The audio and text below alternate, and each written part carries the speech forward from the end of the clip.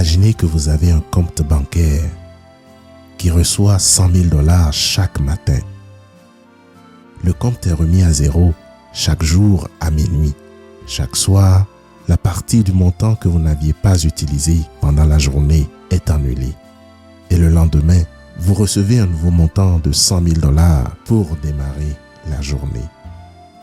Que feriez-vous? La plupart des gens vont s'arranger pour retirer la totalité de l'argent chaque jour dès que le dépôt est fait. Vous savez quoi? Nous avons tous un tel compte bancaire. Son nom, c'est le temps. Chaque jour à minuit, il vous donne 24 heures, soit 86 400 secondes. Chaque nuit, peu importe comment nous avons utilisé le temps dans la journée, la pendule est remise à zéro.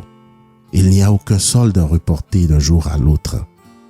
On n'a pas du temps en surplus, non utilisé des jours passés.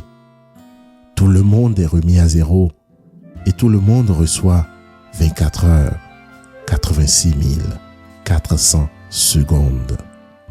Chaque jour, le compte recommence à zéro.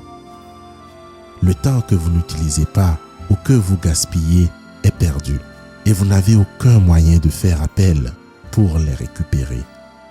Il n'y a jamais de temps qui vous sera prêté.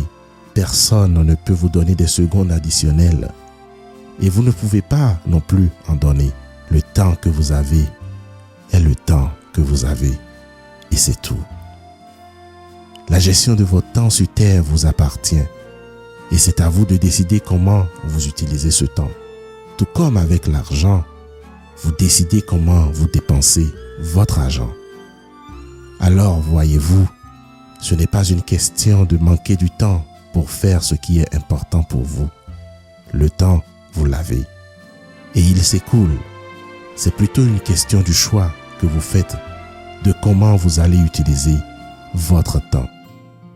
Le temps est votre bien le plus précieux. Il vaut plus que tout l'or du monde. Vous pouvez avoir tout l'or du monde, mais sans le temps, il ne servira à rien. Le temps paraît long quand vous ne savez pas en profiter ou que vous l'utilisez mal. Il est extrêmement court quand vous l'utilisez correctement. Rappelez-vous toujours de ces mots.